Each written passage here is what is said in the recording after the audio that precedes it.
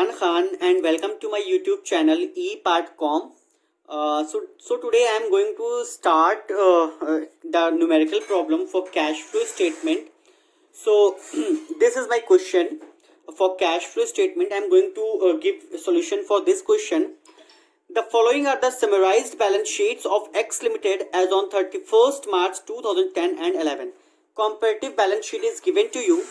Liability side you have given equity share capital, capital reserve, general reserve, profit and loss account, long term loan, sundry creditors, provision for taxation, proposed dividend is given to you. And after that, asset side, land and building, machinery, investment, stock, sundry debtors, cash in hand and cash at bank is given to you. After that, some additional information is given to you. Dividend of rupees 1 lakh was paid during the year ended March 31st 2011. Machinery during the year purchased for rupees 1,25,000. After that, machinery of another company was purchased for a consideration of rupees 1 lakh payable in equity shares. Income tax provided during the year rupees 55,000. Fifth adjustment, company sold some investment at a profit of 10,000 which was credited to capital reserve. There was no sale of machinery during the year. Depreciation written off on land and building rupees 20,000. From the above particulars, prepare cash flow statement for the year ended March 2011 as per AS3 indirect method. So you have to prepare cash flow statement with the given information. So question was there. Now I am going to prepare cash flow statement with the given information. So cash flow statement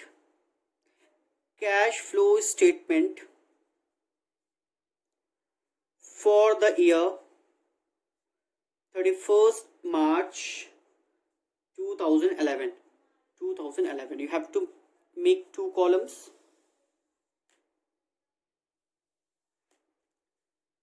So first is your cash flow from operating activity. So first of all you have to find out cash flow from operating activity. Acha, before starting your question, it's better to prepare the working note or means you have to prepare the ledger account. So it's better to prepare it beforehand. So I'm going to prepare accounts for you. So here, first of all, you have to prepare machinery account. As given in the additional information, you have to prepare machinery account. Since machinery account is your asset, so asset always have debit balance. So whatever opening balance is there, see, I'm just showing you asset ka machinery account opening balance. This is the previous year, this is the current year. So opening balance is 7,50,000 and closing balance is 9,20,000. So opening balance will be debited to to balance BD and by balance CD. Opening balance is 7,50,000, it will be debited, and closing balance is given to you 9,20,000. After that, additional information may point number 2, it is given that machinery during the year purchased for rupees 1,25,000. Since machinery was purchased, so purchase in machinery will result in increase in machinery and any increase in assets that will be debited. So to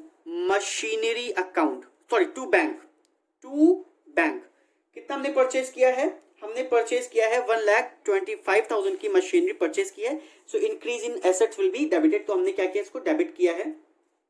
उसके अलावा third point में हमारा है machine of another company was purchase for a consideration of rupees 1 lakh payable in equity shares. हमने bank cash में नहीं खरीदा है, हमने इक्विटी शेयर्स देकर के खरीदा है. तो टू इक्विटी शेयर कैपिटल कितने का परचेज किया है? 1 लाख का परचेज किया है. तो इसको देयर इज यहाँ पे फिफ्थ पॉइंट में 6 पॉइंट में दिया है that there was no sale of machinery during the year. मतलब ड्यूरिंग द ईयर हमने किसी भी तरह की मशीनरी सेल नहीं की है. So whatever balancing figure will be there that will be your depreciation. क्योंकि अगर ये पॉइंट नहीं दिया होता कि there is no sale of machinery during the particular year, तो जो भी बैलेंसिंग फिगर आता वो हमारा क्या आता, सेल आता by bank. But since it is given कि उस साल कोई सेल नहीं हुई है, तो whatever balancing figure is there that will be your depreciation. तो बैलेंसिंग फिगर कितने का आएगा? 55,000 का बैलेंसिंग फिगर आएगा. तो that will be your depreciation. तो 9,75,000 and 9,75,000. After that you have to prepare provision for taxation account. Provision for taxation account. Provision is your liability, short term liability. तो liability का हमेशा credit balance होता है, तो opening balance will be credited by balance BD. Opening balance हमारी question में है. You can go back and see the question. By balance BD it is given 50,000 and to balance CD it is given 60,000. Now it is given in the adjustment number 4th that income tax provided during the year 55,000. income tax paid नहीं है, income tax provided है. It means that is the provision for the current year which is made. So by profit and loss account. अगर ये कहता कि income tax paid during the year तो हम यहाँ पे लिखते टू बैंक, लेकिन यहाँ पे पेड की बात नहीं कही है, इसने कहा है income tax provided during the year. तो by profit and loss account it means that is provision for taxation for the current year 55,000. So whatever balancing figure is there that will be your tax paid for the current year. तो to bank this is the tax paid for the current year. कितने का है? 45,000 का हमारा क्या है? Tax paid for the current year है. After that you have to prepare proposed dividend account. जितने भी हमको एडिशनल इंफॉर्मेशन दिए हैं उन बेसिस पे हम अपना अकाउंट प्रिपेयर कर ले रहे हैं ताकि हमको बीच में क्वेश्चन की कोई प्रॉब्लम ना हो. ठीक है, सारे अकाउंट्स को हम एक साथ बिफोर हैंड प्रिपेयर कर लेंगे. Propose dividend is also your liability. तो opening balance will be credited. तो बाई बैलेंस BD कितने का है? 1 लाख का है. एंड टू बैलेंस CD कितने का है? 1,25,000 का है. ठीक है. Now it is given that here that the company paid dividend of rupees 1 lakh. First adjustment है that dividend of rupees 1 lakh was paid during the year. हमने पे किया है. सो जब हम पे करेंगे तो हमारा जो लायबिलिटी है वो कम होगी. तो जब लायबिलिटी कम होगी तो उसको हम डेबिट करेंगे बिकॉज डिक्रीज. हम भाई प्रपोज डिविडेंड है, हमने प्रपोज किया था, अब उसको मैं पे कर रहा हूं तो there will be decrease in the liability. तो टू बैंक, तो जब डिक्रीज होगी तो हम इसको क्या करेंगे? डेबिट करेंगे because decrease in liability will be debited. तो टू बैंक 1 लाख रुपीज. ठीक है. Now whatever balancing figure is there, ये जो बैलेंसिंग फिगर 2,25,000 है total. So that will be your current years propose dividend. So by profit and loss account this is your balancing figure. कितने का है? Balancing figure होगा 1,25,000 का हमारा क्या है? बैलेंसिंग फिगर होगा. ठीक है. After that you have to prepare investments account. You have to prepare investment account. Investment account क्योंकि इन्वेस्टमेंट हमारा एसेट्स है, तो एसेट्स का ओपनिंग बैलेंस क्या होता है? डेबिट होता है. तो हम क्या करेंगे? टू बैलेंस BD कितना है? बैलेंस BD 1 लाख रुपीज का ओपनिंग बैलेंस है given in the question. And by balance CD कितने का है? 50,000 का है. ठीक है. After that it is given that point number 5th, adjustment number 5th, it is given that company sold some investment at a profit of rupees 10,000 which was credited to capital reserve.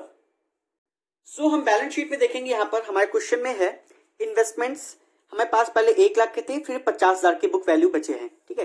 तो इसका मतलब book value हमारे पास 50,000 के investment बचे हैं. तो इसका मतलब हमने 50,000 के इन्वेस्टमेंट्स को सेल किया है. 50,000 के इन्वेस्टमेंट सेल किया लेकिन एट अ प्रॉफिट ऑफ 10,000. तो इसका मतलब टोटल हमने कितने रुपए की सेल की होगी? 60,000 रुपीज की सेल की होगी. क्योंकि जो बुक वैल्यू थी इन्वेस्टमेंट की 50,000 थी और उसको मैंने 10,000 प्रॉफिट पे सेल किया है. तो बाई बैंक 60,000 का इन्वेस्टमेंट हमने क्या किया है? सेल किया है.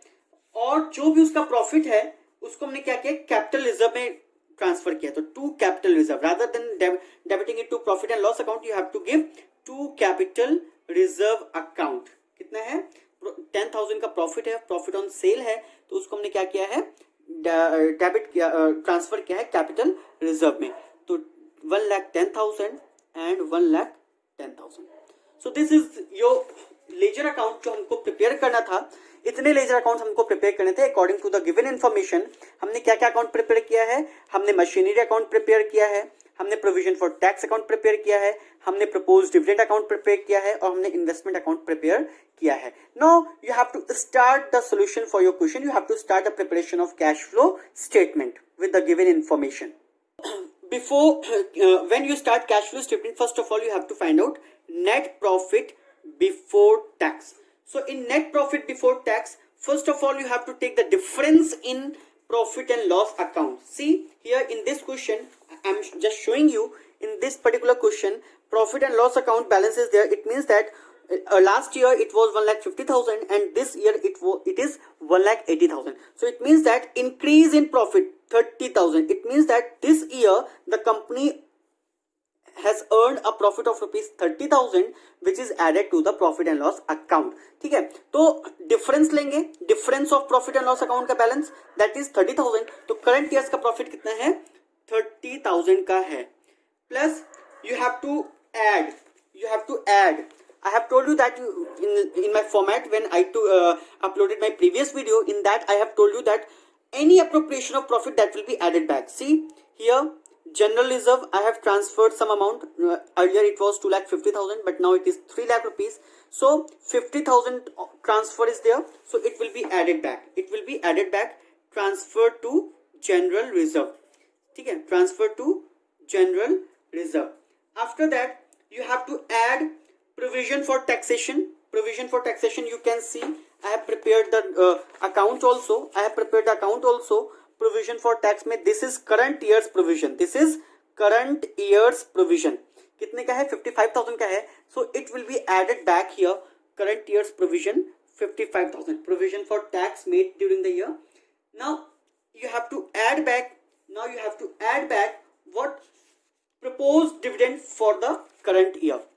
So you can see it in the proposed dividend account. This is the current year's proposed dividend. So I have told you that current year's proposed dividend is added in the net profit before tax, and whatever dividend paid is there, it will be deducted from the financing activity. So this is current year's provision. So it will be added back to the net profit before tax. So net profit before tax में you have to add further 1,25,000 rupees. So the total amount is 30 plus 50, 80,000 plus 1,80,000. It will be 2,60,000 is your net profit before tax. It is your net profit before tax. After that you have to give adjustments. You have to give adjustment for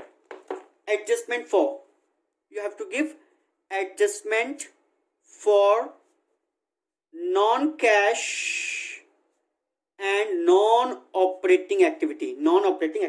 मैंने तुमको पहले बताया था कि what do mean by non cash and non operating activity. जिसको नहीं पता है वो प्लीज मेरी जस्ट प्रीवियस वीडियो जो मैंने अपलोड किया है कैश फ्लो स्टेटमेंट की, उसको देख लो, समझ में आ जाएगा. Non cash items like depreciation, goodwill written off, preliminary expenses written off, these are the non cash items. And non operating expenses, non operating items क्या है? Like interest received, dividend received, interest paid, dividend paid, profit on sale of asset, loss on sale of asset. ये हमारे क्या है?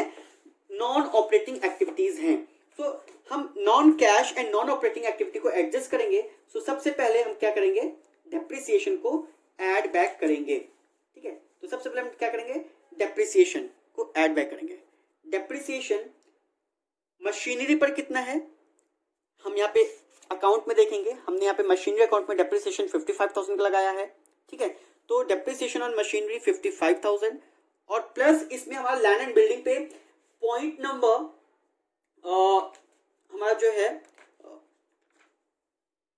7th last point है the depreciation written off on land and building ₹20,000. तो land and building पे 20,000 है और plant and machinery पे 55,000 का हमारा डेप्रिसिएशन है. तो total amount of ₹75,000 will be added back. ठीक है, तो I have added back depreciation. After that you have to see another non-operating or non-cash items since there is no any non-operating non-cash items. So it is your operating profit before working capital changes. So operating profit before working capital changes में हमारा आएगा it will be 3,35,000. After that you have to give adjustment, add और less. I have told you that working capital changes में हम देखेंगे working capital का मतलब क्या है, current assets and current liabilities. So current assets, if there is increase in current assets, so it will be an outflow, it is an outflow. If there is increase in current liability, it is an inflow, and vice versa. So you have to give the you have to see the position of current assets. I'm just showing you in the question. You have to see the position of current assets. Stock है 3 लाख से 2,80,000 हो रहा है, it means stock is decreasing, so 20,000 का inflow है. Sundry debtors 4 lakh से 420 हो रहे हैं, तो it means that increase in current assets है, तो 20,000 का आउटफ्लो है. So it means that you have to give adjustment, you have to add decrease in stock, you have to add decrease in stock, because हमारे पास stock कम हो गया, हमने stock 20,000 के स्टॉक को हमने सेल कर दिया, तो 20,000 का हमारे पास क्या है, इनफ्लो है. तो डिक्रीज इन स्टॉक, तो इनफ्लो है, तो it will be added. Increase in debtors है, हमने उधार माल बेच दिया, हमारे पास कैश नहीं आया, हमारे पास से आउटफ्लो हो गया. इंक्रीज इन डेटर्स कितने के हैं, 20,000 के हैं, तो इट विल बी डिडक्टेड. ठीक है. After that you have to give increase in sundry debtor, decrease in sundry creditors. हमको क्या है, क्रेडिटर्स हमारे डिक्रीज हो रहे हैं, इसका मतलब हमने पे कर दिया होगा, तो उसको लेस करना है. Decrease in creditors, decrease in creditors कितने के हैं, 1 लाख रुपीज से हमारे क्रेडिटर्स क्या हैं, कम हुए हैं, तो इसको हमने 1 लाख रुपए की पेमेंट की होगी क्रेडिटर्स को. ठीक है. सो जब हम इसको एडजस्ट करेंगे तो हमारा आ जाएगा operating profit before tax, operating profit before tax and extra ordinary item. लेकिन सिंस हमारे इस क्वेश्चन में कोई भी एक्स्ट्रा ऑर्डिनरी आइटम नहीं है, तो हम ऑपरेटिंग प्रॉफिट बिफोर टैक्स निकालेंगे. तो ऑपरेटिंग प्रॉफिट बिफोर टैक्स हमारा जो आए, it will be 2,35,000. Now you have to deduct tax paid. Tax paid कौन सा हम लेस करेंगे, मैंने बताया था कि ये जो प्रोविजन फॉर टैक्सेशन अकाउंट है, तो इसमें ये नेट प्रॉफिट बिफोर टैक्स में ऐड होगा, और ये वाला जो tax paid during the year है, ये हमारा एंड में ऑपरेटिंग प्रॉफिट बिफोर टैक्स में से लेस होगा to find out the cash flow from operating activity. तो करंट ईयर का टैक्स कितना है, 45,000 का है, which will be further deducted. So ये हमारा आ जाएगा operating cash flow from operating activity. Cash flow from operating activity कितना आ जाएगा, इट विल बी 1,90,000. क्योंकि पॉजिटिव है तो इसका मतलब cash flow from operating activity है, अगर नेगेटिव होता तो cash used in operating activity होता. ठीक है. Now you have to find out part B, cash flow from investing activity. Cash flow from investing activity, cash flow from investing activity. Investing activity में simply you have to see the notes, जो हमने क्या कहते हैं कि ledger account बनाया है, उसमें हम देखेंगे तो उसमें हमारी एक परचेज ऑफ मशीनरी है. यहाँ पे हम देख लें मशीनरी अकाउंट में, I am just showing you machinery account here. See this is your machinery account here. So this is to bank, 1,25,000 का हमारा परचेज है मशीनरी का. दूसरा परचेज 1 लाख का है, but since the machinery is purchased against the issue of share capital, तो this is totally your non cash activity. और cash flow में हमको नॉन कैश एक्टिविटी को कंसीडर नहीं करना है. तो इसका मतलब ये जो इक्विटी शेयर हमने इशू किया था मशीनरी परचेज को, इसको हम बिल्कुल इग्नोर करेंगे. ना ही तो इसको हम मशीनरी में ऐड करेंगे और ना लेस करेंगे, और ना ही तो इसमें कोई इक्विटी शेयर में ऐड करेंगे, बिकॉज यहाँ पर हमारा कोई कैश इन्वॉल्व नहीं है. This is totally non cash item. So if share has been issued, debentures has been issued for acquiring some asset, so that is totally non-cash item which is not given any consideration while preparation of cash flow statement. So here cash flow from investing activity में you have to give purchase of machinery. मैंने अभी account में दिखाया था purchase of machinery, लेकिन सिर्फ वही machinery को एड परचेज लेस करना है जो हमने कैश में पे किया है या चेक के थ्रू पे किया है. तो 1,25,000 का 1 लाख वाले को कोई इफेक्ट नहीं देंगे क्योंकि वो नॉन कैश एक्टिविटी है. और sale of investments, sale of investment मैंने पहले बताया था कि जो 50,000 का इन्वेस्टमेंट बेचा है और 10,000 के प्रॉफिट पे बेचा है, तो टोटल 60,000 का हमने बेचा है. तो जब हमने सेल ऑफ इन्वेस्टमेंट का पूरा नेट फिगर लिख दिया है, तो इसका मतलब प्रॉफिट और लॉस इसी में एडजस्टेड है. अब इसमें अलग से प्रॉफिट एंड लॉस को एडजस्ट करने की जरूरत नहीं है. जो भी हमारा सेल अमाउंट होता है अल्टीमेट, उसमें हमारा प्रॉफिट एंड लॉस दोनों एडजस्टेड होता है. अलग से हमको इसको शो करने की जरूरत नहीं होती है. तो यहाँ पे हमारा आएगा cash used in investing activity, cash used in investing activity कितने का है? तो क्योंकि नेगेटिव फिगर आ रही है इसलिए हमारा cash used in investing activity है 65,000 का। Now C part is your cash flow from financing activity. जैसे इन्वेस्टिंग एक्टिविटी में हमने एसेट साइड देखा था, इसी तरह से फिनेंसिंग एक्टिविटी को प्रिपेयर करते वक्त हमको सिंपली लायबिलिटी साइड में देखना है। तो लायबिलिटी साइड में सबसे पहले इश्यू ऑफ इक्विटी शेयर्स है, 2.5 लाख के इक्विटी शेयर्स, 1 लाख के इक्विटी शेयर्स थे, 2.5 लाख के हो गए हैं, क्वेश्चन में देख सकते हैं। ठीक है, सॉरी 10 लाख के थे, 12,50,000 के हो गए हैं। ठीक है, तो इसका मतलब क्या है कि 2.5 लाख के issue of equity shares, 2.5 lakh का फर्दर इश्यू हुआ है, लेकिन इसमें से 1 लाख रुपए का एक ऐसा इक्विटी शेयर्स है जो कि हमने मशीनरी परचेज करने के अगेंस्ट इशू किया है। तो this is your non cash activity. तो यहाँ पे 1 लाख को कंसीडर नहीं करेंगे, तो सिंपली हमने जो कैश के लिए इशू किया था शेयर्स, वो सिर्फ 1.5 लाख रुपए के शेयर्स इशू किए थे फॉर कैश। बाकी जो हमने 1 लाख का शेयर इशू किया that is issue of shares for consideration other than cash. तो अदर देन कैश है तो इसको कैश फ्लो स्टेटमेंट में हमें कंसीडर नहीं करना है। नाउ रिपेमेंट ऑफ लोन है, रिपेमेंट ऑफ लोन हमने किया है, 1 लाख रुपए का लोन रिपे किया है, तो नेगेटिव आइटम है, आउटफ्लो ऑफ कैश है। उसके बाद हमने डिविडेंड पे किया है, प्रपोज डिविडेंड अकाउंट में डेबिट साइड हमने टू बैंक 1 लाख दिखाया था, तो that is current years dividend paid. 1 lakh रुपए का हमने क्या किया है, डिविडेंड पे किया है। तो अब इसके अलावा और कोई भी इसमें एक्टिविटी नहीं है, तो इसको जो नेट फिगर आएगा सिंस इट इज नेगेटिव, तो it is cash used in financing activity कितना आ रहा है cash use in financing activity? इसको जब एडजस्ट करेंगे तो नेगेटिव का 50,000 आएगा।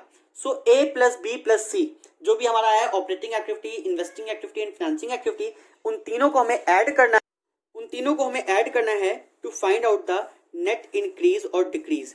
सो हियर जो हमारा आएगा, क्योंकि पॉजिटिव फिगर आ रही है तो हमारा जो है वो इंक्रीज आएगा। तो net increase in cash and cash equivalents कितना रहा है? 1,90,000 minus 65,000 minus 50,000, it will B positive plus का 75,000। After that you have to add opening cash and cash equivalents. You can see it in the balance sheet, opening cash and cash equivalents. तो cash in hand and cash at bank दिया है, ठीक है, तो उन दोनों को हमें ओपनिंग जो है उनको ऐड करके यहाँ पर ऐड करना है, तो that will be your 5 lakh. Opening cash and cash equivalents जो है वो 5 लाख के हैं। इस 5 लाख में तुम्हारा कैश इन हैंड और कैश एट बैंक दोनों इंक्लूडेड है, so that will be your equal to the closing cash and cash equivalent, closing cash and cash equivalent. So 5,75,000, since it is equal to closing cash and cash equivalent, so your question is right. ठीक है, हमारा answer जो है हमको तुरंत पता चल जाएगा अगर हमारा ओपनिंग बैलेंस ऐड करने बाद जो रिजल्टिंग फिगर है it is equal to the closing cash and cash equivalent, इसका मतलब हमारा सोल्यूशन जो है that is right. So I hope कि ये क्वेश्चन आप लोगों को समझ में आया होगा। If still you have any query, you have any doubt in your question, you can comment on comment section. I will try to clear your doubt in my video. So now I am going to solve the next question. So the next question is given to you. The balance sheets of X Limited as on 31st March 2010 and 31st March 2011 are as follow. Comparative balance sheet is given to you. This is liability side and this is asset side. Various items of liability and assets are given to you. Additional information में it is given that 50,000 depreciation has been charged to plant and machinery during the year 2011 and a piece of machinery costing rupees 12,000, depreciation provided thereon 7,000 was sold at 60% profit on book value. तो इसका मतलब क्या है कि cost जो थी 12,000 की थी लेकिन उस पर अब तक का डेप्रिसिएशन 7,000 है। तो रिटेन डाउन वैल्यू हम फाइंड आउट हम कर लेंगे। तो रिटेन डाउन वैल्यू जो होगी 5,000 होगी, ठीक है, तो नहीं सॉरी 5,000 नहीं होगी, या इट विल बी 5,000। सो 5,000 जो हमारी बुक वैल्यू है, ठीक है, इस पे इसको हमने सेल किया है और बुक वैल्यू के 60% पे सेल किया है, ठीक है, तो हम बाद में देखेंगे कितने का प्रॉफिट और कितने का लॉस है। So I am going to start the solving this question, please pay attention here. First of all, on the basis of given information, you have to prepare the necessary ledger accounts. So you have to prepare plant and machinery account. Plant and machinery account. Plant and machinery account. You have to prepare. Here it is given that opening balance given to you 2 balance BD.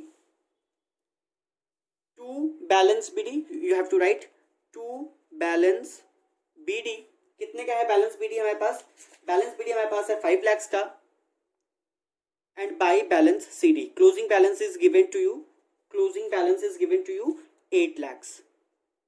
Now it is given that the machinery, a piece of machinery costing rupees 12,000. It means that the cost of machinery was 12,000 and depreciation provided thereon was rupees 7,000. So the written down value of the machinery was rupees 5,000. So this machinery, the value of machinery on the date of sale was rupees 5,000, but this machinery was sold at a profit of 60% on book value. तो book value में plant and machinery की value कितनी है? So book value हमारी ये है, इसका 60% profit पर, तो इसका हम 160% निकाल लेंगे, या सिंपली 160% निकालो, या 5,000 में 5,000 का 60% ऐड कर दो, तो दोनों में से कोई भी कर सकते हो. सो इट विल बी रुपीज 8,000. या सिंपली हम क्या करते हैं, 5,000 का 60% कितना हो गया? 3,000. तो 3,000 इज एडेड टू 5,000 बिकॉज ये जो 5,000 की एसेट्स थी इसको हम इस वैल्यू के 60% प्रॉफिट पर बेचा है हमने. तो ठीक है, तो ultimate value will be your rupees 8,000. तो here you have to write by bank. हमने कितने की सेल की है? 8,000 रुपीज की सेल की है. Now depreciation is provided here. It is given that during the year first adjustment it is given that 50,000 depreciation has been charged to plant and machinery. So by depreciation this is current year's depreciation. ठीक है, 50,000 का depreciation है. और यहाँ पे 2 profit and loss account, क्योंकि हमने 5,000 की एसेट को 8,000 बेची है, तो there is a profit of rupees 3,000. there is a profit of rupees 3,000. तो 2 profit and loss account 3,000 का प्रॉफिट है. दोनों को बैलेंस करेंगे तो जो भी बैलेंसिंग फिगर आएगी that will be your purchase during the year. तो to bank, this is your balancing figure. Balancing figure कितने का है? 3,55,000 का हमारा क्या है? बैलेंसिंग फिगर होगा. टोटल जो आएगा that will be 8,58,000 and 8,58,000. So हमने according to the given information, क्योंकि हमको सिर्फ एक ही मशीनरी के बारे में इन्फॉर्मेशन दी है, तो हमने सिर्फ plant and machinery account he prepare करना है. Now I am going to prepare the cash flow statement. So first of all you have to make 2 columns.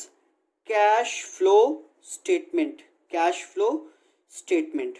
For the year ending you can write it down. ठीक है, वो आप लिख सकते हैं. So first of all you have to give opening net profit before tax. Net profit NPBT. So net profit before tax में हमारा क्या है? ओपनिंग बैलेंस कितना है प्रॉफिट एंड लॉस अकाउंट का? You can see it in the question. Third item है profit and loss account. Last year का 1 लाख है, करंट ईयर का 60,000 है. It means that 60,000 is current year's profit. ठीक है, after that you have to add transfer to general reserve. You have to add transfer to general reserve. तो general reserve में हमने general reserve हमारा कितना है? 50 से 70,000 हुआ है, तो 20,000 is transfer to general reserve. There is no any taxation, there is no any provision for tax. तो इसका मतलब यहाँ पे हमने कोई टैक्स पे नहीं किया है, तो this is simply your net profit before tax. This is simply your net profit before tax. ठीक है, 80,000 is your net profit before tax. After that you have to give adjustments. You have to give adjustment for non cash and non operating items. Adjustment for पहला है depreciation. Depreciation मैंने you can see it in the account. Depreciation कितने का? Current year का depreciation कितना है? 50,000 का depreciation हमने करंट ईयर में चार्ज किया है. This is non cash item, so depreciation will be added back 50,000.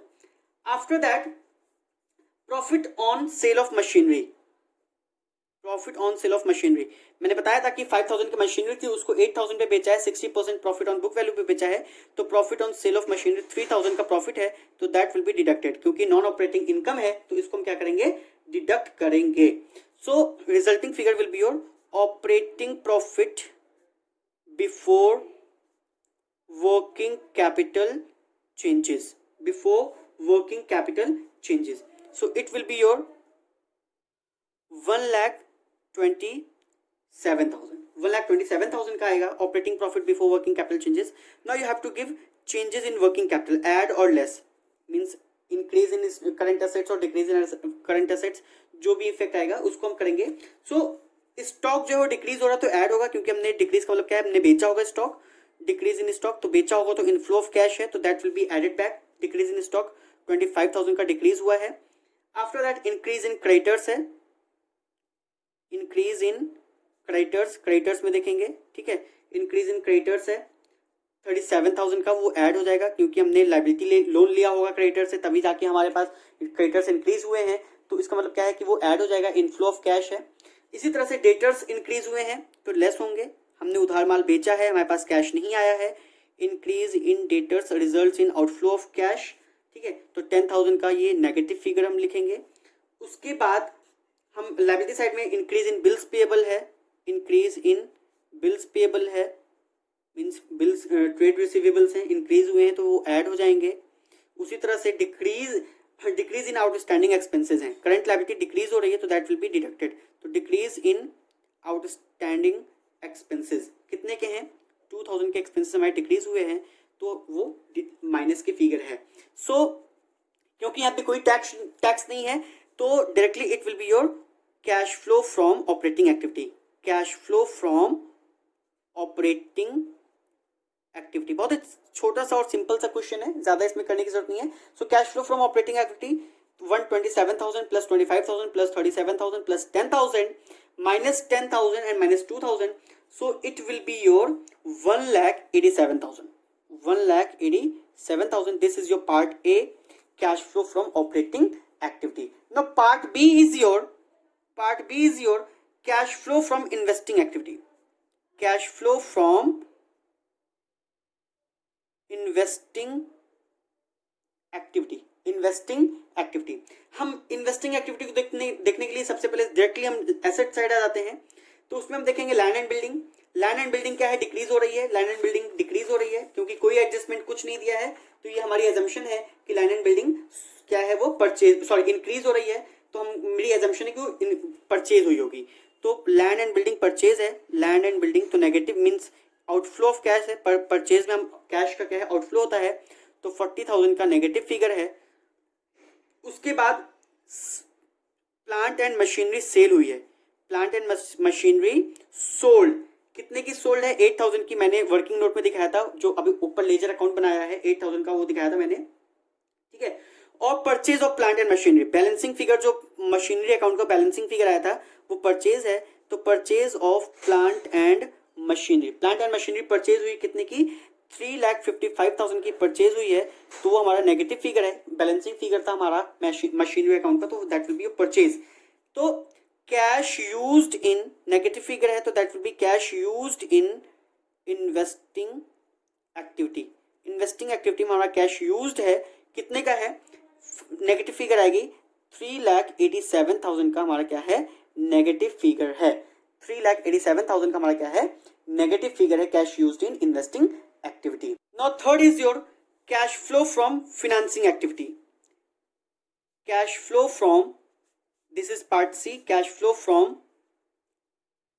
financing activity. Financing activity में सीधा liability side आ जाते हैं.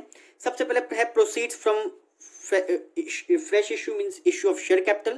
Proceeds from share capital, हमने share capital issue किए हैं 2 लाख रुपए के, ठीक है. उसके अलावा तो कोई भी डिवेंचर्स इशू नहीं किए हैं, लोन एक्वायर्ड नहीं है, सिंपली कुछ भी नहीं है ना, डिविडेंड की कोई बात हो रही है. तो ये हमारा क्या है, cash flow from financing activity. कितना है, प्लस का 2 लाख रुपए है, ठीक है, प्लस का 2 लाख रुपए है. Now net increase in cash and cash equivalents. Net increase, अगर पॉजिटिव फिगर है तो इंक्रीज है, नेगेटिव फिगर है तो डिक्रीज है. In cash and cash equivalents कैसे आएगा, पार्ट ए ऑपरेटिंग एक्टिविटी का प्लस पार्ट बी इन्वेस्टिंग का और plus part C financing activity का, तीनों का बैलेंस ऐड करेंगे तो हमारा आ जाएगा net increase in cash and cash equivalents. So that is 0. वो हमारा क्या आ रहा है, 0 आ रहा है. टोटल करने पे हमारा जो है वो 0 आ रहा है. ऐड करेंगे opening cash and cash equivalents. Opening cash and cash equivalents कितना है, opening cash and cash equivalents वो है हमारा 20,000 rupees. 20,000 rupees is given to you, that should be equal to your closing cash and cash equivalents. और जैसा कि हम देख पा रहे हैं कि it is equal to the closing cash and cash equivalents. So if your closing cash and cash equivalents is equal to the balance given in balance sheet, so it means that your solution is right. So I hope now preparation of cash flow statement is very clear to you. But still, if you have any doubt, you can ask me in the comment section. So please, अभी तक अगर आपने मेरा video like share subscribe नहीं किया है, मेरे channel को सब्सक्राइब नहीं किया है, please subscribe my channel for future updates. Don't forget to press the bell icon so that I will keep you updated with the coming videos. Thank you and have a good day.